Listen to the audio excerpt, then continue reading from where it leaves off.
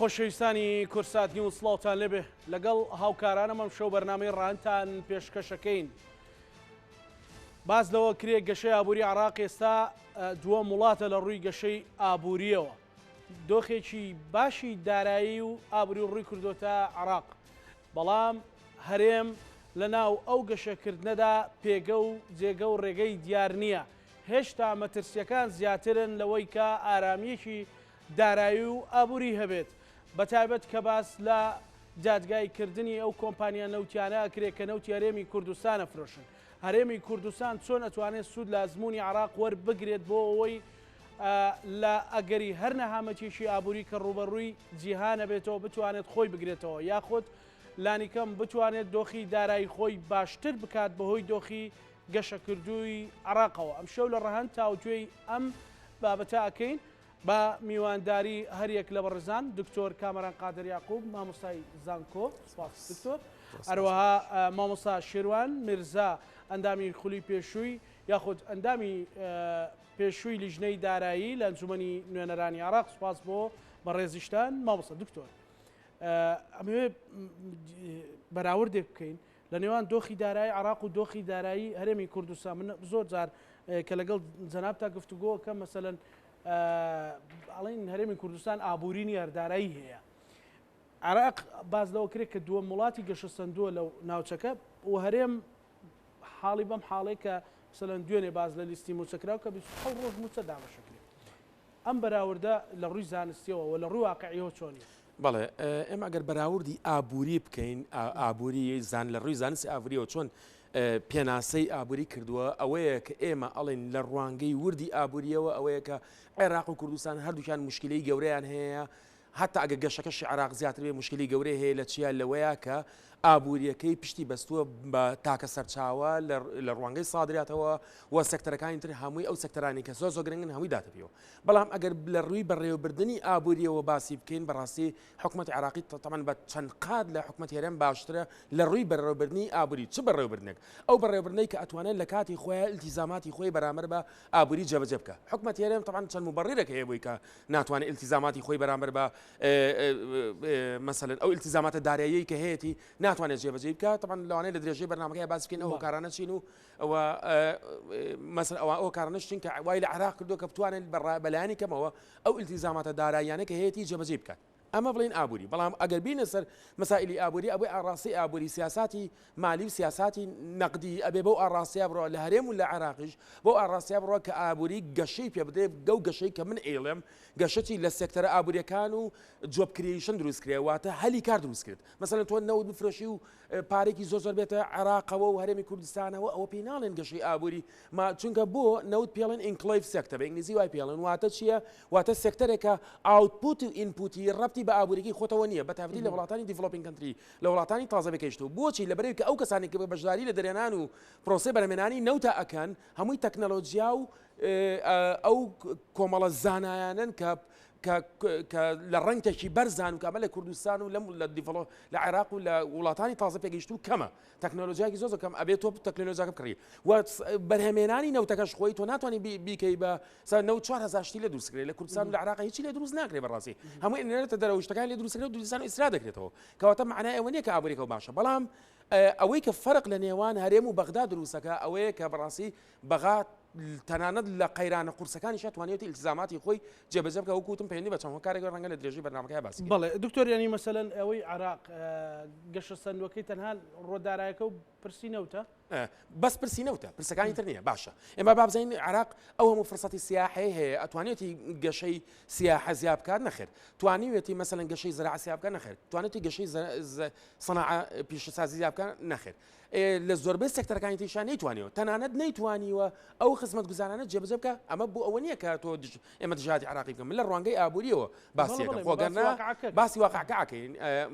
تەمان کوردستانیش نەیتوانیوە مەسەلەن مەسائلی کارەبا و ئاو سێرڤیسەکانی تر جێبەجێ بکەن. هەرێمی کوردستانیش بکەین. هەرێمی کوردستان لە ئێستا لە چ دۆخێکی دارایی و ئابووریایە؟ طبعا هەرێمی کوردستان ئەگەر ئەم محکەمەی فیدرالی ئەمانەی لێ دەرکەیت با فەرەزنا ئێستا ئەو شتانە نییە. ئێستا لە قۆناغێکە بەرەو باشتر ئەڕۆژ بەڵام ئێستا محکەمی فیدرالی ئەو محکەمی فیدرالی کە ئەڵێن و مەسائلی نەوت و لێسەنەوە و شکاتی نێو دەڵێتی لێکردو مەسەلە لە دادگاکانی پاریس و لەندەن و ئەمانە ئەمە بەڕاستی کێشەیەکی زۆر گەورە نامتمانەیەکی ئابووری زۆر گەورە لە هەرێمی کوردستان دروستەکە و کارەساتیش ڕوئەت ئەگەر ئەو شتە سەر بگرێت بەڕاستی کارەساتی گەورە ڕوئەت بەڵێ ئێستا مەسەلەن خۆتان نەزانن ئەو حەق لە نەوتانەی کە نزیکن ئەو حەق لە نەوتانەی کە هەرێمی کوردستان بە شێوەیەکی سەرەکی پشتی بەسێ و کولفەی بەرهێنانی زۆر کەمە ئەوەی ئەو حەقلانە کە نزیکن لە کەرکووکەوە بەڕاستی ئەوەی کێشە لە خەتی تەماسینەوە لە هەرێم و بەغاو بالضبط ئەمێ ئەو ڕەنگە من تاکید نیم من لە ڕووی قانونی نازام ڕەنگە لە ڕووی قانونی قوتێکی قانونی هەبێت بتوانێت ئەوانە بگەڕنەوە شوێنی لای خۆی ئەگەمانە بگەڕێتەوە شوێنی خۆی واتە پرۆداکشن واتە بەرهێنانی هەرێمی کوردستان بە ڕێژێکی زۆر کەمەکە وە کۆستیش زیاکات تێچوش زیاکات چکە ئەوەی کە تێچی زۆرە ئەوانە نییە ئەوەی تێچوو زۆرە ئەوەی تاو ئەوەی کە زاخۆ ئەو حەقلانەی زاخۆ مەسەلەن مەناتەقەکانی تری کە لە عمقی کوردستان هەیە کەواتە تۆ لەو حاڵەتەیە داهاتێکی زۆر کەمە دەستەکە کە تۆ خۆ وا ڕاهێناوە لە ئەوڵەوە کە بە نەود مەعاش بیت ئێستا تۆ کە لە سا 6 نەوتەکە لە دەست بی واتە لە سا 6 معاشکە لە دەزی کەواتە ئێستا حکومەت هێرم تەمان کەشی التیزاماتی دارایی هەیە ناتوانێت وەکو پێویست التیزاماتی دارایی بەرامبەر بە خەرجەکانی خۆی جێبەجێ بکە ئەو کاتە التیزاماتی دارایی ئەکاتە جێبەجێنێکردی ئەکاتە لە 200 واتە ئەگەر جاران توانی بێتی 600 میلیۆن دلار دابین کە بۆ التیزاماتی دارایی خۆی ئەم جارە لەوانەیە 200 میلیۆن دلاریش دابین نەکا بۆ التیزام ناتوانێت ئەمە پەیوەندی بۆ حکومەتی هەرێمی کوردستانەوە لینکی ئەچێتەوە سەر ژیان و گوزەرانی خەڵک حتمما بە شێوەیەکی ڕاستەوە خۆ تەسیراتێکی زۆر بێت ئەگەر ئەوە جێبەجێ بێت و لەو حاڵەتە ئەگەر حکومەتی بەغاش حکومەتی بەڵێن عراق کە ئەو ئەگەر ئەوانە دەست بەسەر بگرێت دەست بە کەساگرتن شەرت نییە دەستی بەسەر بگرێت جاری وایە ناڵێ بیفرۆشی جاری وایە من ترسێکی ترم هەیە تا ئێستا لە میدیای باز نەکراوە مەسەڵەن لەوانەیە تەحویلاتی ئینتەرناشنال ترانزاکشن هەیە مەسەڵەن پارە تەحویلکردن هەیە لە ئەو کۆمپانیا نەوتیانەوە بۆچی بۆ بانکانی تورکیا یا ئەوانەی ئیماراتەوەی کە پارەی حکومەت هێرەمی ئەچێتەوە پارەی نەوتمە بەسم ئەچێنە یعنی ترسەکە لەوەی ئەگەر لە سیستەمی سویفتە ترس هەیە کە ئەگەر لە محکەمەی پاریس ئەگەر بەغا لە محکەمەی پاریس و لەندەن بیباتەوە ئەگەر وڵاتانی ڕۆژئاوا بیانێت تەنفیزی بکەن نایڵن ئەو پارەی تەحویل بێت تۆ نەوتەکەش بفرۆشی پارەکە تەحویل نابێت هیچ زەکرێت لە وڵاتانە لەوانەیە حکومەت عراقی نەتوانێت ئەکسس بێت دەست بگرێت ئەوەی کە ئێستا باسیەوە کرێت کە ئەو کۆمپانیان نەوتیەکانە درێنە دادگا ئەنی ئەمە بەشێکی ترسە شۆیە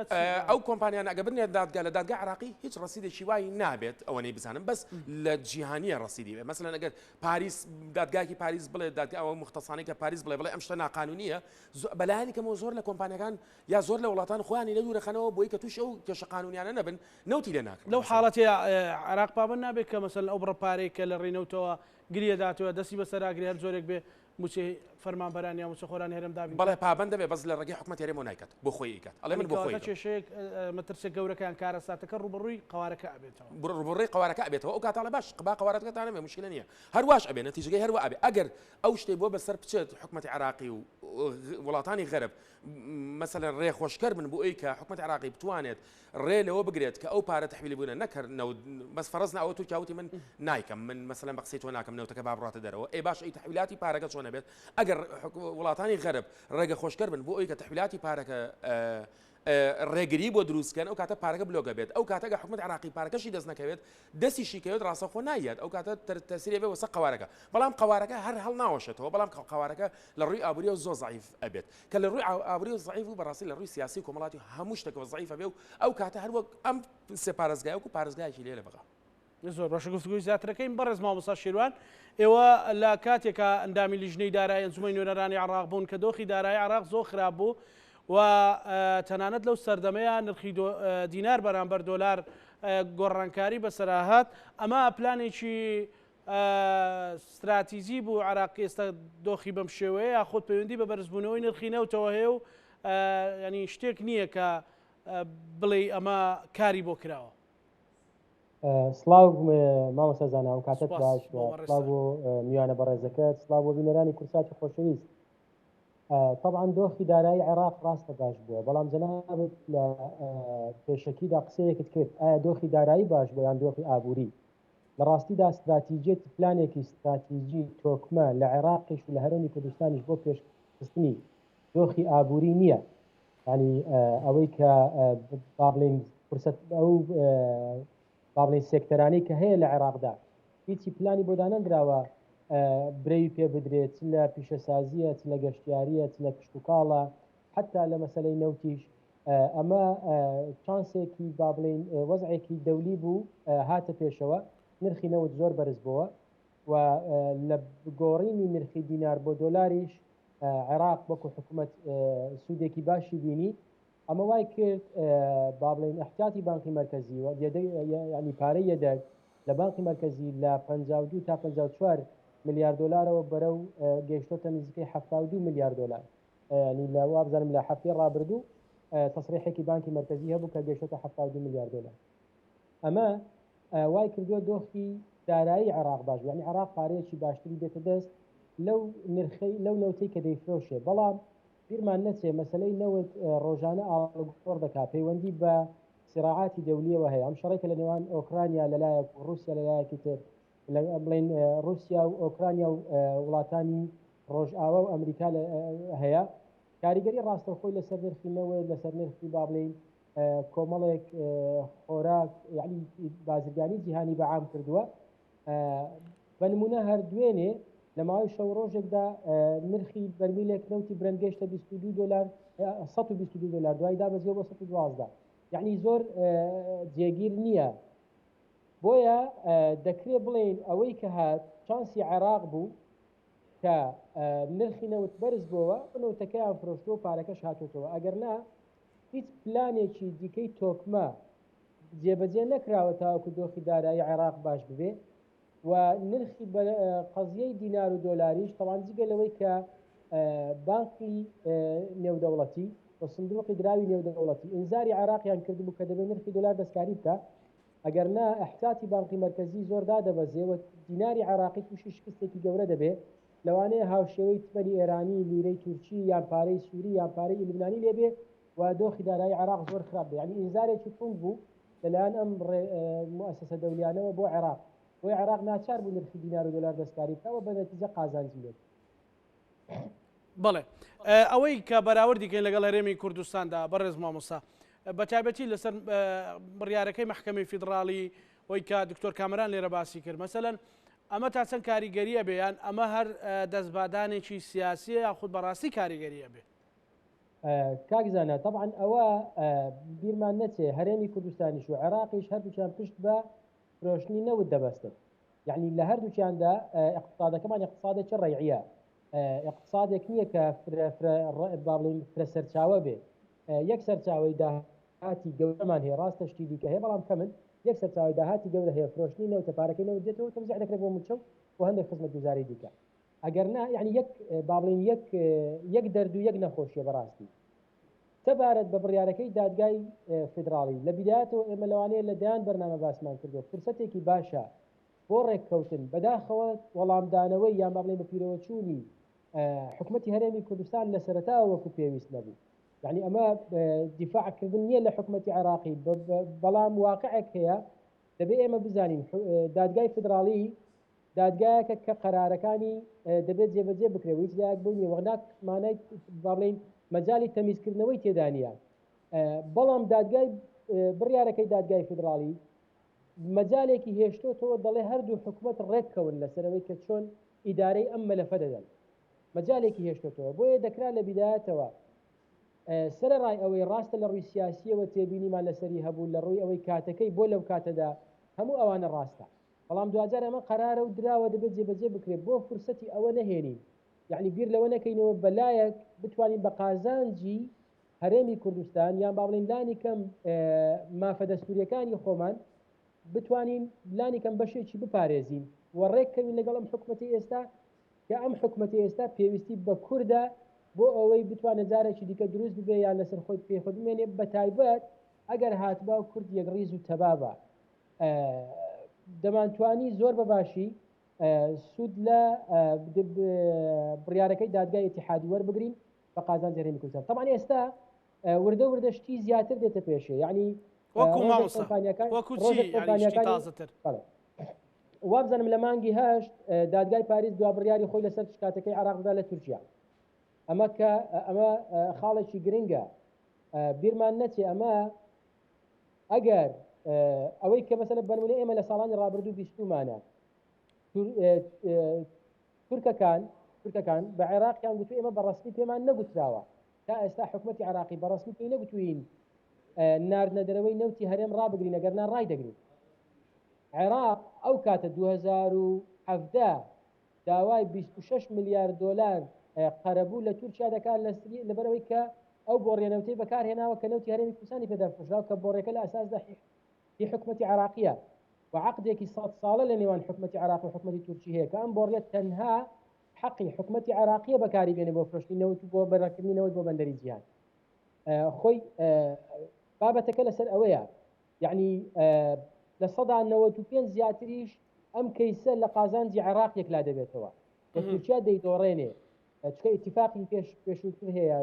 بۆڕێکە هی عێراقا ئەمە ئەگەر تورکیا شاری لێ بکرێ بگاتەوەی من پێم وایە نەوتی کوردستان ڕدەگرێ یعنی ناهێڵە بفرۆشێ خۆ بۆ 26 میلیارد دلار بۆ 2017 لەوانەیە تا ئێستا زۆر زیاتریش بوو بێت. ئەمە خاڵی یەکەم. خاڵی دووەم ئەوە تا کۆمپانیەکان ئینزار دەکرێن بانک دەکرێن لەوانەیە شکاتیان لێ بکرێ ڕاستە لە ناوخۆی عراق شکاتیان لێ بکرێت لەوانەیە زۆر بەخۆت نەبێ بەڵام لە دادگای نێودەوڵەتیەکان شکاتیان لێ دەکرێت تا لە دادگای پاریس لە دادگای لەندەن لە دادگاکانی تر. اینجا مەسلەی ئەوەی کە جنابی دکتۆر باسی کرد بیرمان نەچێ ئەو پارەیە کە دەفرۆشێ ئەو نەوتی کە دەفرۆشێ پارەکەی دەخرێتە بانکێکەوە بۆ نمونە لە تا 2-3 ساڵ پێش ئێستا تا کاتێک کە هاڵبانکی تورکیا خرالیستی ڕەشەوە لەلایەن ئەمریکاوە لە هاڵبانک دادەنرا ئەو کاتە لە نظامی سویفتی عالمیش لەوانەیە پارەکان بلۆک بکرێت لەوانەیە تەحویلی پارەکە لەو بانقانەوە بۆ بانکەکانی کوردستان و بۆ حکوومەتی هەرێم گرفتی بۆ دروست بکرێت. ئەمانە هەر هەمووی پێمان دەڵێ کە دۆخەکە لەبار نییە و دۆخەکە ئەوە دەخوازێت کە بەرپرسانی حکوومەتی هەرێمی کوردستان دەبێ واقعیانەتر بیر لەوە بکەنەوە و تا دەرفەتەکە بە یەکجاری لە دەست نەچووە لەگەڵ وەزارەتی نەوتی عراقی و کۆمپانیای سۆم و حکوومەتی عراقی ڕێک بکەوین لەسەر چۆنیەتی جێبەجێکردنی. چ شتێک مەترسیەکان دەڕەوێنێتەوە بە ڕێزما مۆستا شێروان یعنی چ شتێک من پێم وایە بەڵێ مەترسیەکان بە شێوەیەک دەڕێنێتەوە کە ئێمە با بڵێن استعدادی خۆمان دەربڕین لە جێبەجێکردنی یاساکە بە مەرجێک مافە دەستوریەکانی هەرێمی کوردستانی تێدا پارێزراو بێ و ئەو پارەیە کە پشکی هەرێمی کوردستانە و مافی خەڵکی کوردستانە بە ڕوونی دیار بێ بە چۆنیەتی ناردنەوەی یعنی وای لێ بێت کە هەمومان جێ مشکلە دروست نەبێ یەک بڵێ دەینێرم یەک بڵێ نانێرم وەکو 200 میلیارەکەی لێنەیە مۆزەفێک لە وەزارەتی دارایی بتوانێت ڕای بگرێ با بڵێن ڕێکەوتێکی کۆنکرێتی وازح و ڕوون و ئاشکرا بکرێت لەسەر چۆنیەتی فرۆشتنی نەوتەکە و چۆنەتی مامەڵەکردن لەگەڵ ئیدارەدانی مەلەفی نەوت لە هەرێمی کوردستان بەها بەشی تەواان بەپێی دەستور و پارەکە لەکوێ دادەندرێ و چۆن دەهێنرێتەوە چۆن دەگاتە حکوومەتی هەرێمی کوردستان یعنی دەکرێت چوارچێوەیەکی یاسایی دەستوری بۆ دابنرێ لە ناویدا مافی هەرێمی کوردستان بپارێزرێ مافی خەڵکی کوردستان بپارێزرێ و ئەوەی کە دەستور ڕێگەی داوە بۆ حکوومەتی عێراقیش ئەوەی کە بڕیارەکەی دادگای فیدراڵی باسی دەکات لە ئیدارەدانی مەلەفی نەوت طبعا ئەمە زیاتر لە چیەوە سەرچاوی گرتووە کاک ئێزانە لەو جیاوازی نرخەی کە لە نێوان فرۆشتنی نەوتی هەرێم و بەغدادا هەیە لەو جیاوازی تێچووی کە لە نێوان هەرێم و بەغدادا هەیە لەو پارەیە کە دەگرێتە نرخی بۆڕی بۆ حکوومەتی تورکیا لە پری گواستنەوەی بۆڕی طبعا نەوتی عێراق و نەوتی هەرێمی کوردستان ئەمە وای کردووە مادام جیاوازیەک هەیە کەواتە گومانێک هەیە یعنی بنمونە لە ناو تورکیا لە ناو خاچی تورکیا بۆڕێکە بۆڕی حکوومەتی عراقیە لە هەفتەکانی سەدەی ڕابردوو دروستکراوە یەک بەرمیل نەوتی عێراق هی کەرکووک بە هەمان بۆڕیدا دەچێتە بەندەری جیهان عێراق $9 سنت لە بری خاکەکەی تورکیا کە بۆڕێکەکەی پێداڕۆشتە و پاراستی ئەم بۆڕیە دەداتە تورکیا $9 سنت بۆ یەک بەرمیل حکوومەتی هەرێمی کوردستان یان باڵێن فرۆشتنی نەوتی هەرێم بە هەمان بۆڕی بۆ هەمان شوێن بۆ بەندەری جیهان نزیکەی $5 تا $6 تەکلیف دەکات لەسەر حکوومەتی هەرێمی کوردستان ئەمە یەکێک لە باڵێن خەلەلە گەورەکانە خەلەلێکی تر ئەوەیە کە ئەو عقدانەی کە کراوە لەگەڵ کۆمپانیا گەورەکانی نەوت ڕاستە لە بارودۆخدا کراوە کە حکوومەتی هەرێمی کوردستان ویستێتی کۆمپانیا گەورەکان ڕاکێشێ بۆ هەرێمی کوردستان و بیان خاتە سەر با بڵێن هەرێم بچێتە سەر نەخشەی وزەی جیهانی بەڵام لە 159 طبعا بە اعترافی حکوومەتی هەرێمی کوردستان بەپێی راپۆرتەکانی دیلۆیت لە 159 پارەی نەوت پێچوەکەیەتی لە 140 ئەگەر بگەڕێتەوە بۆ حکوومەتی هەرێمی کوردستان ئەمە کولفێک لە ڕاستیدا یەکجار زۆرە ئەمە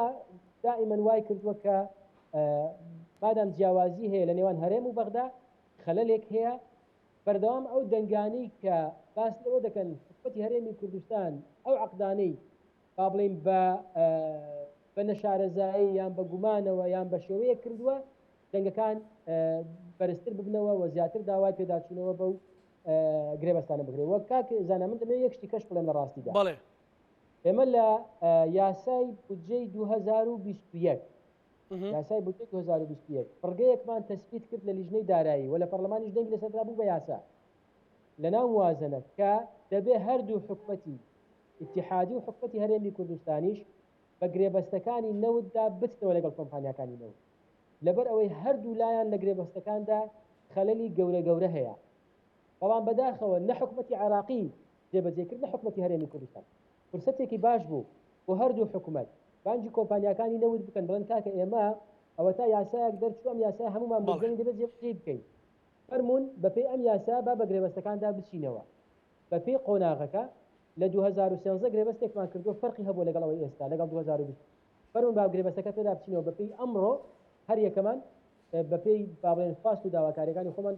گرێبەستەکە دابڕێژینەوە ئەمە نە حکومەتی عێراقی جێبەجێ کرد لە ڕاستیدا نە حکومەتی هەرێمی کوردستان جێبەجێ کرد کە لە ڕاستیدا دەرفەتێک باش بوو بۆ ئەوەی کە بە گرێبەستەکانی نەوتدا بستەوە زۆر باش شما مۆستا گفتوگۆی زیاتری لەسەرەکەی دکتۆر ینی هەرێمی کوردستان لە ڕۆ داراییەکە یابووریەکەی چۆن ئەتوانێت بۆ نمونە بەدیل دروست کا بەدیلی خێرا کە بتوانێت دەستی بۆ بات ئایا عاملی مساعدی زۆرە یان کەمە بەڵێ ئەوە ئەبێ لە ڕوانگەی ئابووری و ئێستا باسی بکەم کە خەلەلەکە چیە بۆچی لە وڵاتانی هەناردینەوە تا ئەمشکی لە گەورەی دروستە بێ باڵێ بە تایبەتی پشبێن ئەمە با لە ئەوڵەوە بیجارێنەوە ئەمە شتەکەی پێڵەن دەژزیز نەخۆشی هۆڵندی ئەمە هەل لە ئێمە ڕووینەوە لە هۆڵندا ژڕیەوە بەڵام لە هۆڵندا لە ماوەی 3 ساڵە چارەسەریان کرد بەڵام لێرەوە 15-25 ساڵە لە هەموو عێراقا لە 2007ەوە تووشی ئەم کێشەیە بوو ئەمە کێشە هەستیان پێ نەکردووە طبعاً ئەم کێشە پێیوەندی بە پشتەکەی پێڵەن ڕێڵ ئەکسچێنج سعری سەرفی حەقیقی سعری سەرفەنە ئەو ئاستی گشتی نرخەکان بۆ خزمەت گوزاری بۆ نمونە یەکێک یە گڵۆپێکە بۆ دائنێت بە $10 بۆ دانێ بەس گڵۆپەکە خۆی بای $1 ئەمە لە ئەنجامی چی لە یان با بڵێن چی کەنستراکشن سێکتەر مەسەلەن کەسەرێکی عەرزێک لە دەرویش سلێمانیش بەقەد لەندەن دوورە ئەمە بۆچی وایە خۆ چۆن نەبێ وابێ ئابووریەکەی ئەوە نییە یعنی ئەگەر خانوویەک لە لەندەن مثلا 30 دەفتەر بکات لێ بێ لێرە 2 دەفتەر بکات ئەخشتی وانە نابێت کەواتە خەلەلێک لێرە هەیە خەلەلەکە ئەو دەستزیزەیە نەخۆشی هۆڵندیە خەلەلەکە لەوەیە کە کاتێک ئەم حکومەتانە پارەیان دەسەکەوێت بۆی کە قەنەعەت بە خەڵک بکەن پارەکە دابەشکەن معاشیان بۆ زیاکەن بۆ نمونە ساڵی 2007 ئێمە واز لە ساڵانی پێشووتر بێنە ساڵی 2023 چۆن معاش زیاکراوەمانە با لە ساڵی 2007 باسیکەین مالکی هاوچی کرد دۆلاری دابەزان لە 149 بۆ 116,000 149,000 بۆ 116,000 کە ئەمە زەربەیەکی گەورەی لە کەرتی زراعە سەناعەیە لەبەرەوەی کە ئەو شتمەکانێکە لە ناو خۆ دروستەکران کۆستی زۆر بوو تێچووی زۆر ئەبوو ناتوانێت منافەسی عالمی خارجی بکات چکە تۆ دینارەکەی خۆ بە قوت کرد ئەگەر دینارێک مەسەلەن کیلۆیە تەماتە 3,000 تێچووی بە جاران $1 کردوێ ئێستا ئەو 3,000 $2 کەواتە $2 کیلۆیە تەماتە لەسەر فەلاحەکە ئەکەوێت مالێکی بۆ وای کرد طبعاً لە سپۆری بواری ئابووری نازان کە ئەمە زەرێری تریە بۆی کە خەڵک قەنەعەت پێ بکات بڵێ ئەوە من خۆشگوزاریتە خەڵک پارەی زۆر بوو هات سەلاجەی ئیسرات کردینی خەڵک پارەی هەبوو خانووی کردو ئەمە معنای ئەوە نیە کە دۆخی ئابووریەکە باشە لە لایەکی ترەوە لەوە خراپتر معاشی زیاد کرد باش کە معاشی زیاد کرد لە بۆ نمونە هەبوو لە ساڵ معاشی زیاد کرد 150 بۆ کردوێتی بە 3 ئەگە 500 بۆ کردوێتی باش هەموو ئەمە زیاد کرد سا خۆ من نەزانم ئێستا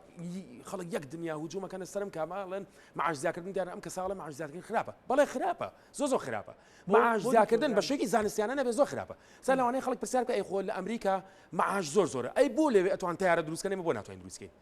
ئەو کەسەی کە لەوێ کە معاشەکەی زۆرە کەسێکە کە ینی کەسێکی زانستیە کەسێکی ئیبداع دەکات طبعاً کەواتە کە تۆ معاش زیادکردن ئەبێ لە ئاساسی ئیبداعی و پرۆدەکتیڤیتی و بەرهەمداری و ئفیشنسی بێ کەفوء بێ کەفاءت بێ کەسێکە کەفاءەتی هەبوو بەڵێ بە پارەی بێتێ کە کەفاءەتی نەبوو پارەی بێ کەمتر بیتێ مەسەلەن ئێمە ناڵم جاوی کە هیچ نەزانێت ئەبێ بمرێت بەڵێ ئەبێ حکومەتان وەکو بەریتانیا و ئەوروپا سۆشیالی ئەیتێ مینیمم لێڤڵ ئۆف لایف یعنی هەیەی یعنی ئاستی گشتی ئاستی نزمی لایف چیە لەوە نەکەمتر نابێ بێ ئەوە لە ئەنجامی چیوەیە ئەو کەسانی کە زیرەکەن چەند کۆمپانیا و شتیوا دامەزرێن ئەچەند شت دروستەکەن ئەینێرنە دەرەوە پارە ئێنە ناو وڵاتەوە تاکسێن بە حکومەت زەریبەش ئەدێتەوە بۆ کەسانی کە بڵین لەو ئاستیانی خۆ بەدەست خۆینە باشە بەس کەواتە حکومەتی هەرێم کە معاش زیاد کە چۆن داهاتی خەڵک ئێستا ناتوانێت معاش تازە ناتوانێت معاش کەم کاتەوە تازە حکومەتی عراقیش نەیتوانێت معاش کەم کاتەوە چی کرد دۆلاری زیاد کرد مثلا من ئەگەر هاتوو مثلا 120,000 هەبێت 120,000 و بێ گەڵایەکە کرد ئێستا 120,000 گەڵای ناکە ئێستا نزگەی 80 دلارەکات کەواتە حکومەتی عراق من 120,000 هاتی حکومەت بەس خەڵک طبعا بۆ مشکلی نییە ڕەنگە مشکلی نەبێ بەس گەر 120 بۆ بکردە بەس 90,000 ڕێوانەی تووڕە بووە لە بەغاش و لێرەش بەس ئەگەر 120 دۆلاری بۆ بەسکەیتەوە ڕەنگە ڕێگای تر هەبێ دکتۆر مەسەلەن چۆن داهاتی خەڵک زیادەکەی خەڵک هەر سەرقاڵ نەبێ بە موچەوە مەسەلەن ئەمە تەرکیزی خەڵک ناخەیت سەر موچە خۆ بێشتی تر بەڵێ ئەوە لە ڕووی زانستی ئابووری پەیوەندی وتم مەسەلەن پرسیارەکەمە عامل لە مساعیدەکانی بەردەم هەرێمی کوردستان ئابووری هەرێمی کوردستان چین ئێستا کێشەکەمان باس کرد کە کێشەکە چییە کە هەر لە زیادکردنی پارە لەسەر ئەساسی زیادکردنی معاش لەسەر ئەساسی نەوت زۆر غەڵەتە ئێستاش غەڵەتە باش ئەو عاملانە چین یعنی چۆن چارەسەرگین باشەوە تازە تێکەوتین چۆن چارەسەرگین بەو شێوەی چارەسەر بێت کە ئەبێت حکومەتی هەرێم بە شێوەیەکی کارامەیی ئیشکات کارامەیی چۆنە واتە ئەگەر هاتوو یەکێک کەفاءەتی هەبوو ئەبێ معاشێکی بەقەت کەفاءەتەکەی باتێ ئەگەر کەفاءەتی نەبوو ئەبێ بە ڕێژی کەمتر باتێ حکومەت هەرێم ناتوانێت ئەوش تەطبیقە عێراقیش ناتوانێت تەطبیقە چونکە خەڵک بەلی هەڵەسێتەوە چونکە ئێستا مەسەلەن مامەسای زانکۆبینی ڕەنگە ئەگەر بێتە سەر مەسەلەی کەفاءەت و ئێفیشنسی ڕەنگە لە سادەی لە ئێفیشنسیا دەرنەچێت یعنی لە سانەوەی لە ئێفیشنسیا دەرنەچێت لەو کەفایی کە من باسی ئەەکەم باش لەو وازلەوە بێنە باش ئەو واز لەوەی کەواتە ئێستا حکومەت دەبێت چی بکە حکومەت هێرم ئەبێ پشت بە پرایڤێت بە کەرتی تایبەت بەستێت کەرتی تایبەت بە ئەفیشنسی ئیشەکات بە شێوەیەکی کەفاءەتی شەکات کەفاءەتەکە چییە باشە تۆ ئەڵێ جا کەرتی تایبەت چۆن ئەتوانێت ئەمە بکات کەرتی تایبەت مەسەلەن ئەگەر سەر جامعە تایبەتەکان زۆر بە مەزبوطی دەوامی خۆیانەکەن تەلەبە خۆیەکات ئەگەر من یەک تۆس کەم تەرخەم بم پێ ئاگادار مەکەنەوە ئەبێ کەم تەرخەمی ئەبێ ناحیە زانستی خۆ بەرزکەیتەوە ئەگەرنا ئیشەکە دەدەزەیت لەبەرێکی ئیشەکەم دەدەستنەوە ناحیە زانستی خۆم کەمەکەمەوە ئەم مۆتیڤیشنە لە حکومەتانیە باشە حکومت لەم حاڵەتەیە چی بکە ئەبێ وەکوتم گرنگی بە کەرتی تایبەت بە بەس کەرتی تایبەت چ کەرتی تایبەتێک کەرتی تایبەتی مۆنۆپۆلی نا واتە کەرتی تایبەت بە شێکی احتیکار دوو کۆمپانیا دەست بێرن بەسەر بۆ نمونە کانستراکشن سێکتەر مەسەلەن سێکتەرەکانی خانوبەرە دوو کۆمپانیا دەستگرن بەسەر سەناعە دوو کۆمپانیا دەستگرن ئەوە نا ئەبێ پێرفێکت کۆمپێتیشن بێت ئەبێ حکومت چاودێری وەزعەکە بگا بزانە لە چه شوێنەکە احتیکار هەیە چکە احتیکار زەرەر لە ئابووری احتیکار نایاڵێ بەرهەمێنان زیاد بکە احتیکار نایاڵێت جۆب کریشن واتە ئەمە ڕێگایە ئەمە ڕێگەیەکیان کە حکومەتی هەرێم زۆر ضروري ئەمە بکە ڕێگەی دووەم ئەوەیە کە ئێستا لەوانەیە زۆر کە ئەو کەسانی کە نظامی ئیشتراکی یعنی دوای نظامی ئیشتراکی کەوتونیان مەسەلەن زیاتر حەزەکەن پابلیک سێکتەر هەیمەنەی هەبێ بەسەر بارودۆخەکەیە ئەو سێکتەرانی کە حکومت پێویست نییە تەدەخولی تیا بکە نابێت تەدەخولی تیا بکە تەنها وەک چاودێر ئەوش بۆی کە احتیکار نەکرێت بۆ کەس دوو کەس مەسەن لەوانەیە هەندێک سێکتەرمان نەبێت پێویست نەکە حکومت تەدەخولی تیا بکە مەسەلەن پێویستە بیا بە کەرتی تایبەت بەس وەک وتم لە هەرێمی کوردستانە مشکلەی کەرتی تایبەت ئەوەیە کە احتیکار ئەکرێت لەلایەن چەند کۆمپانیاکە احتیکار ئەکرێت ئەم کۆمپانیانەش بەڕاستی ئەمە چه وای لێکە کە ئەم کۆمپانیانە احتیکار نەکەن حیزبەکان وای لێکەن کە لە حکومەتان کە وای لێکەن بۆ احتیکار دروست نەبێت لە پێناو چی یەکێتی باتێ بێت لە پێناو چی ئەو شتە بکەن لە پێناو ئەوەی کە فرسەی عمل پیاکەن چونکە کە فرسەی عمل بۆ خەڵک بیان ناکەن خەڵک لیان هەڵەستێت ئەو کەسێکی کە مەسەلەن بەش ئفشنسی بەشی کارامەیی لەناو حکومەت ئیشنەکە هەر یەک ڕۆژ معاشنێتی لێت هەڵەستێت ئەو کەسێک کە کارامەش نییە کەواتە ئەبێ زۆر گرنگی بە کەرتی تایبەت بن بۆی کە هم نفقاتی حکومت کەم بێتەوە و کەمتر پشت بنەوت بەستی هم تۆ کە کەرتی تایبەت فرسەتە پێەیە دوجار زەریبەی لە چەند ساڵی داهاتوە لە یەک دوو ساڵی داهاتوە کە کەرتی تایبەتەکان هاتە سەر پێی خۆیان زەریبیان لێوەرگری و بۆیە نیسبەتی بەشداریکردنی نەوت بۆ کۆی گشتی داهات کەم کەیتەوە نیسبەتی بەشداریکردنی زەریبە بۆ کۆی گشتی داهات زیاد بکەیت بەلایەنی کەمەوە بگەی بە 50 باش سیاحە زراعە مەسەلەن چی هەرێمی کوردستانی مەتوانین استفادەی لێ بکەین زراعە لە قۆناغێکی زۆر قورسایە چونکە تۆ ناتوانێت منافەسەی عالمی خارجی بکەیت بەڵام دوو شەدڕی یاوە کە یارمەتی زراعی کوردستان یاوە لە یەک دوو ساڵی داهاتوە زۆرتر گەشاکات یەکەم بەرزبوونەوەی نرخی دۆلار وای لە ئەو شتومەکانە کردووە کە لە دەرەی وڵاتەوە یەت گران بێت کەواتەکە گران بوو مەسەلەن ئەگەر مەسەلەن زەیتێک بە 2000 بوو لەوانێ زارعەکەی خۆمان یا ئەو سەنعات یا ئەو معاملانی خۆمان ناتوان بە 2000 بیفرۆشن بەس گە بە 5 بێت ئەیفرۆشن بەڵام ئەمە زەرەری تری هەیە زەرەکەی تری ئەو کەسانی کە لەژێر هێڵ هێژاریەوەن چییە ناتوان ئەو بکڕن ئەبێ لەو کاتەیە حکومەت یارمەتیان بە تەنها یارمەتی ئەو کەسانە بە نەک یارمەتی من بات چونکە ئەو زۆربەی هەر زۆری خەڵک لەسەر هێڵ هێژاریەوە یعنی لە ساڵدا 15 خەڵک لەژێر هێڵ هێژاریەوەیە هێڵ هێژاری معنای ئەوە نییە کە تۆ ملیۆنەکە بوو بڵێ وەڵام من هەژارم ئەو هەژار ئەوەیە کە ناتوانێت بە بەردەوامی بتوانێت خواردن و شوێنی نیشتەجێبوونیکی معقول و مثلا جلوبەرکی خۆی دابیم بکە و فعلا ئەو کەسانەش هەیە لە کوردستانە مثلا خەڵک هەیە خەڵکانێک هەیە کە ناتوان مثلا خواردنی خۆیان بە ئاسانی جێبەجێ و حکومەت دەتوان لەم حاڵەتەیە یارمەتیان بە واتە بەرزبوونەوەی سعرەکان معنایەوە نیە غەڵەتە معنایەوە نیە خراپە ئیجابیاتیش هەیە یەکشی تر هەیە کە زۆر گرنگە ئێستا ئاسیشن خێن لە عالەما بەرز بۆتەوە هە پەیوەندی بە دۆلارەوە نییە هەش ئێستا ئاسن باش لە 150 بەرز بۆتەوە باشە ئەمە هانی چی ئەیە هانی ئەو بەرهەمێنە ناوخۆیانە کە لە باتیو کە لە درەوە بێن خۆیان بەرهەمی بێن چونکە لەبەرێکی سعرەکەی بەرزە ڕەنگە بتوانن بەو سعرە قازانج بکەن ئەمە شتێکی زۆر گەنە ئێستا مەسەلەن مەسەلەی گەنم ئێستا بە تانی بە 750 دینار 850,000 تانێک واتە 850 دینار بۆ کیلویەک ئەکرێت مەسەلەن بۆ ئەمە وای لێ هاتووە ئێجاران لە ئوکرانیاوە بە 400 دینار بە کیلویەک بە 400 دیناری 500 دینار یا 300 دینار ئێستا لەوێ گرام بووە بە 800 ئێستا توانانی منافسی بکەی کەواتە ئەوە هاندانێکە بۆ کەرتی زراعە بۆ کەرتی سەناعەت بەڕاستی طبعا ئەمە بە چاودێری حکومەت بێت حکومەت دەبێت بەرنامەی بۆ دانێ مەسەلەن ئەتوانرێت یەک دوو ساڵە مەسەلەن ئەم شتانە ڕووبات ئەگەر حکومت ڕاستە خۆ مەسەلەن تۆ مەسەلەن ئەتەوێ داواجی نەبکەیتەوە مەسەلەن وەرە ئەپلای بکە تەقدیمی بکە بۆ کردنەوەی داواج هەر ئێستا بەڕاستی لە کوردستان هەیە مەسەلەن خەڵک هەیە دۆنمی خۆی هەیە 5 دۆنمی هەیە بیری خۆی لێیاوە مەسەلەن کارەبا لەوێ هەیە بەس ئەڵێ مەجالم من دەواجنەکە بکەمەوە نایڵم بیکاتەوە تەمەن بۆ نایڵم بیکاتەوە نەگن پێی ناڵن نامکە ئەڵێ وەرەدەی تەقدیمی بکە لەم دایرەیە دوایچێتە بەڕێوەبەراتی گشتی دوایچێتە وەزارەت لە وەزارەت 6 مانگە دوایڵن ئاوەڵە ئەوە نابێ ئەوە نابێ ڕێنمایەکانی خۆی ڕێی لێ ئەگرێ ئەم شتەی سا لە کوردستان هەیە یەکەم شت دەبێ ڕێنمایەکان چارەسەرکردن ئەوە ئاسانکاری زۆر بکەن مەگەر لە یەک حاڵەتان نێڵن داواجیم کردەوە حاڵەتی تەندروستی بێ مەسەلەن بۆ ئەمنی قەومی خۆمان مەسەلەن بۆ مەسەلەی تەندروستی بۆ مەسەلەی کۆمەڵاتی بۆ شتێک کە ئێمە بڕوان ناکەین شتێکی وا ڕووبات لە مەسائلێکە بۆ تەندروستی خراپە بۆ خراپە بۆ خراپە ئیلا ڕۆتینات و ئەو پرۆسەیە ئەگەر نا لە ماوەی 6 مانگ ئەتوانێت گۆڕانکاری گەورە بکە خەڵک ئەوێت علەفی مریش معاملەکە لە تورکیا بێن ئێمە خۆمە لە باتیکە لە تورکیا لە ئێران و ئیسرائیلەکەن ئێمە خۆمان بەرهەمی بێنین بەس هیچ داواش لە حکومەت ناکا پارێ ینی ئەو وردە چاودێری ینی چاو لە سەربوونی نەوت کەمەکاتەوە بالضبط ئەوە ئەبێ حکومت ئاسانکاری بکە بەڵام حکومت ڕێلی ئەگرێت کە ئەوە بکە بەڕاستی ئەنجا یەکشی تری شەیە کە زۆر گرنگە بێم مەسەلەی وەیج مەسەلەی ئوجور ئێستا معاشخۆرەکان مەسەلەن لەوانەیە معاشخۆرێکە بێت دەوەرەقە وەرگێت یا 8 وەرەقە وەرگێت کەرتی دایبەت ناتوانێت دەوەرەقە بات بە کرێکارێک کرێکارەکەش کە دەوەرەقە وەرنەگرێت ئەمرێ لە برسە بۆچی لەبەری کە ئاسیش نخان بە شێوەیەک بەرزە ئەو ناتوانێت بە وەرەقە و دووەرەقە بژی بەس لە ئێران و لە تورکیا و لە سووریا ئەمە ناتوان بژین کەواتە لەبەرەوەی کە لە ئەوڵەوە بەرهێنانی ناوخۆی زۆرە نەخێت لەبەرەوەی کە چییە پەیوەندی بۆیە کە حکوومەتی هەرێم معاشی زۆر زێرەیە بەبێ کە من پرۆدکتیو بم بەبێ من بەرهەمدار بم مەسەلەن یەکێک 20 وەرەقەیەتە بەبێ کە لەوانەیە بڵێن خەڵک 20 وەرەقە وەرگێت ئێوە بڕوا بەوە ئەکەن خەڵک 20 وەرەقە وەرەگرێت هەفتەی یەک ڕۆژە لە 2 ڕۆژێتەوە بۆ جامعە دەرسی خۆ لە 3 ساعت وەڕاتەوە ئێوە بڕوا خوشتیوە لە ئەوروپا شانیشتی بە مامۆستای جامعەی لە ئەوروپا لە هەشتی بیان بۆ 4 ئێوارە ئەگەر دەرسیش نەڵێتەوە ریسێرچ ئەکات بەردەوام ئەپگریدی خۆی ئەکات بەس لێرە خۆوانیە طبعا تۆ معاشکی زۆری شەیتێ ئەم کەسانی بۆی خەڵک حەزەکە لە حکومەت تاعین بێ لەبەرێکە حکومەت پاڵانەوەیە و حکومەت ئەوەیە کە بڵێن هاوڵاتیەکان ئەمانەی کە ئەم فۆکەسە لەسەر حکومەت لەسەر نەوت نەمێنێ بە سیاحە و سناعە و زراعە ئەتوانی ئەمانە بەڵێ ئەگەر مەبەست بێت لە مای 6 مانگ ینی ئەتوان لە مای 6 مانگ بۆ ساڵەکە گۆڕانکاری ڕووبات بەس لە مای ساڵێک بۆ 4 ساڵان گۆڕانکاری جەوهری ڕووبات واتە تۆ تەنها لە سانسی پشت بەنەوت بەسی ئەمە زۆر زەنگرێت بەس ئەمە پێویستی بەڕاستی بە شەفافیەتە پێویستی بەوەیە کە زۆر شەفافی خۆت لە خەڵک نزیکیتەوە مەسەلەن تۆ کاتێک داهاتی نەوت زیاکات نەی بە هەموو کەسێک ئەی بۆ کەسانی کە دیسەیبڵن مەسەلەن ناتوانانی ئیشکەن تۆ بۆی کە متمانەی خەڵک بۆ خۆت ڕاکێشیتەوە نەک تۆ معاش زیاکە و بۆ کەسانی کە معاشیان زۆرە بچی سیارەیان بۆ بکڕی مدیرایەکان بچی ئەویان بۆ بکەی وەزیرەکان بچی ئەوە نابێت کاک زۆر باشە دکتۆر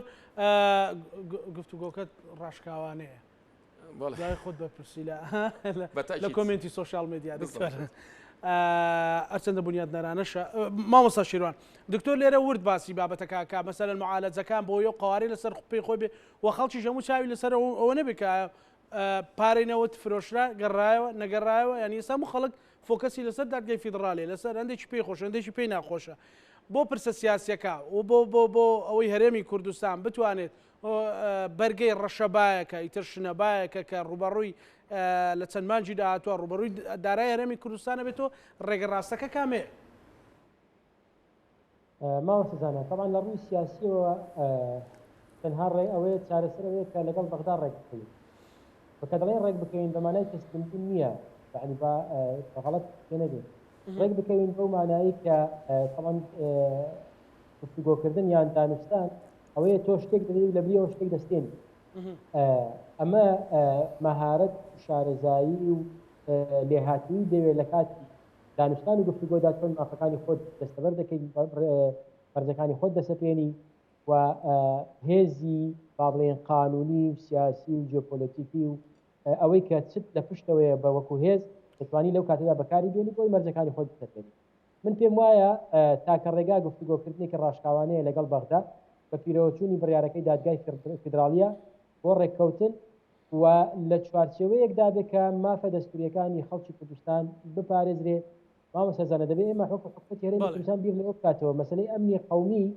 ئەمنی قومی لەگەڵ با بڵێن لەگەڵ ساڵی هەفتاکانی و هەشتاکانی سەدەی ڕابردوو جیاوازە. بۆ کورد لە هەشتاکانی سەدەی ڕابردوو مەسەلەی ئەمنی قومی شتێک بوو، ئەمڕۆ شتێکی ترە لەوانەیە لە هەموو دنیاش گۆڕانکاری بەسەردا هات. ئەمڕۆ ژیان و گوزەرانی خەڵک و خۆشگوزەرانی و ڕەفاهی دابینکردنی ژیانێکی سەربەرزانە بۆ خەڵکی هەرێمی کوردستان باشترین هۆکاری پاراستنی ئەمنی قومی ئەم هەرێمەیە. ئەوە بزانین یعنی خەڵک با بڵێن بە هەژاری بە نەداری بەبێ ئەوەی خزمەت بکرێ بەبێ ئەوەی یارمەتی بدرێ لە ڕاستیدا ئەمڕۆ ئەمنی قومی با بڵێن سوودێکی نییە بۆی مانایەکی نییە. باش ئەگەر ئەوانەی بەڕێستەڵی کاک بەڕێز مامۆستا شیروان ئەگەر هەرێمی کوردستان ئەو ڕێکەوتنە لەگەڵ بەغدا نەکاتوە ئەو ژیانە شایستێ بۆ خەڵک دابین نەکات بەڕاستی بەڕاشکاوی لە چەند مانجی داهاتوودا زەمین لەرزەیەکی دارایی ڕوومان لێ کاتەوە یعنی وەک ئێستا ناڕوە سۆفت بڕە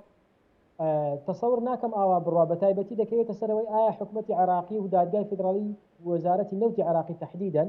تا چەند زیدیە لەبەرەوەی تا چەند لەگەڵ بڕیارەکە دەڕوا بیرمان نەچێ خۆ شکاتە لە 2011 لە محکەمەی اتحادی بوو بەڵام نەدەجوڵێنرا لە سەردەمی حکومەتەکەی بەڕێز عادل عەبدولمەهدی زەختیان لە بەڕێز عادل عەبدولمەهدی کرد کە ئیفادەی خۆی بدا لە محکەمە نەچوو لەبەرەوەی لە ڕووی سیاسیەوە لەگەڵ هەرێمی کوردستان پەیوەندیی باش هەبوو. نازانم لە ڕووی سیاسیەوە بنمونە لە ماوەی چەند مانگی داهاتوودا شتێکی چاوەڕوان نەکرا و ڕوودا وەزعی سیاسی عراق باش ببێ هیچ مشکلەیەک نەمێنێ حکومەتێک دروست بێ لە نێوانی لەگەڵ هەرێمی کوردستان زۆر باش بێ وەکو سەردەمی بەڕێز عادل عەبدولمەهدی چاوپۆشی بکە بەڵام ئەمە ئێستا ئەگەر بێ با بڵێن جەنابەت پیاوێکی ورد و ئاگاداری ئایا بۆ ئەم چەند مانگی داهاتوو شتێکی وا لە عێراقدا چاوەڕوان کراوە چاوەڕوان کراوە کە بەڕێز لە عمقی سیاسەتی عراقی شارەزای نەخێر من پێم وایە نەخێر ڕێککەوتی سیاسی لە عێراق دوورە کە ڕێککەوتی سیاسی لە عێراق دوورە حکومەتی دروستبوونی حکومەتی عراقی قورسە تا ئێستا هیچ ئاسۆیەکی ڕێککەوتن نییە کە ئاسۆی ڕێککەوتن نییە لەوانەیە فشارەکانی دادگای اتحادی و فشارەکانی هێزە سیاسی عراقیەکان لەسەر حکومەتەکەی تازمی حول فشارەکانی حکومەتی اتحادی لەسەر حکومەتی هەرێمی کوردستان زیاتر ببێ ئەمە لەلایەک کاک زانە بیرمان نەچێ ئێمە ئەگەر بێت و لەگەڵ حکومەتی اتحادی ڕێک بکەوین تەنها ئەوە نیە لەسەر مەلەفی نەوت ڕێک دەکەوین ئێمە مەلەفێکی ترمان هەیە کە زۆر گرنگە ئەویش مەلەفی خۆراکە مەلەفی خۆراک با بڵێن تەوقعات وایە کە تا ساڵی 2030 دانیشتوانی عێراق دەچێتە سەروی 50 میلیۆن دەچێتە سەروی 50 میلیۆن کەس باشترین شتێنێک با بڵێن کە بتوانێت بەشی زۆر لە خۆراک یان با بڵێن بەروبوومی کشتتوکاڵی بۆ عێراق دابین کە هەرێمی کوردستان ئێمە ئەگەر پەیوەندیی پاشمان هەبێت یعنی بازارێکی با بڵێن ئەگەر بنمونە هەرێمی کوردستان 6 میلیۆن 7 میلیۆن کەس بێت بازارێکی سەروی 30 میلیۆن کەسیمان لەبەردەستدایە بۆ ساختنەوەی ئەو کاڵانەی کە لە هەرێمی کوردستان بەرهەم بێت ئەوەی گەر ئامادەکاری بۆ بکرێت ئەوە دەبێت بیری یعنی لە ڕووی استراتیجیەوە دەبێت بیری لێ بکرێتەوە خۆ ئێستا بنمونە هەموو ئەو وڵاتانەی کە بەرهەم هێنن یعنی با بڵێن بەرهەمەکانیان ئێستا تەصدیق دەکەن دەنێرن بۆ دەرەوە بیر لەوە دەکەنەوە لەکوێ بازارێکی باش بۆ کاڵەکانیان پەیدا بێت یعنی بیرمان نەچێ ئێستا باشترین بازار بۆ ساختنەوەی کاڵای تورکی و ئێرانی هەیە عێراق و هەرێمی کوردستان ئێمە ئەگەر بتوانین لە هەرێمی کوردستان بە تایبەتی لە ڕووی کشتتوکاڵیەوە گرنگێکی باش بەو بە بەرهەمەکانمان بدەین و دەعمێکی باش هەبێ و پەیوەندێکی باشمان لەگەڵ بەغدا هەبێ بازارێکی زۆر ئاسان و زۆر نزیک سەروی 40 میلیۆن کەسیمان لەبەردەستدا دەبێت کە عێراقا بۆ ساختکردنەوەی ئەو کاڵایانە و باشتربوونی دۆخی دارایی هەرێمی کوردستان ئەمە خاڵی یەکەم خاڵی دووەم ئێستا ئێمە ڕۆژانە دەبینین بڕۆ لە با بڵێن لە مەطعەمەکان لە هۆتێلەکان لە هەولێر لە سلێمانی لە دیهۆر بپرسە ئەگەر گەشتی بەشێکی زۆری ئەو با بڵێن جم و جۆڵە بازرگانیە یان ئەوەی کە هەیە گەشتیاری عەرەبە کە لە ناوەڕاست و خواروی عێراقەوە دێت ئەوە دەتوانین برێوی زیاتری پێ بدەیت و عێراق خۆی جگە لە گەشتیاری ئاسایی دەتوانێت گەشتیاری دینی برێو پێ بدات